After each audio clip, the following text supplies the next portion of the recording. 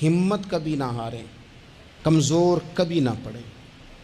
ऐसा नहीं है कि सेहत हमेशा एक जैसी रहती है, ऐसा नहीं है कि हालात हमेशा एक जैसे रहते हैं, लेकिन जो लोग हिम्मत हार जाते हैं ना, जो कमज़ोर पड़ जाते हैं, यानी एक बंदे को डॉक्टर ने कहा है कि आपकी रिपोर्टें बताती हैं कि आप बड़े सख्त बीमार हैं, आप दवाई खाएं, लेकिन रिपोर्ट आपकी कहती है कि उनके बच्चों को भी कहा जा रहा है कि कोई 2 ही हफ्ते हैं, खिदमत कर लो। तो जिसके 2 हफ्ते डॉक्टर ने बताए थे, उसने टेंशन ऐसी ले ली कि वो ना 5 दिन भी नहीं निकाले उसने।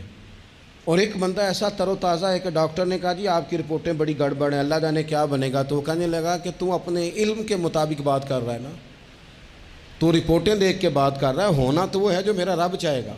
आप हिम्मत से लगे रहते हैं ना, हिम्मत से आप जद्दोजहद करते रहते हैं, कोशिश, लेकिन शर्त यह है कि आप ना बात मायूसी की कोई ना करें।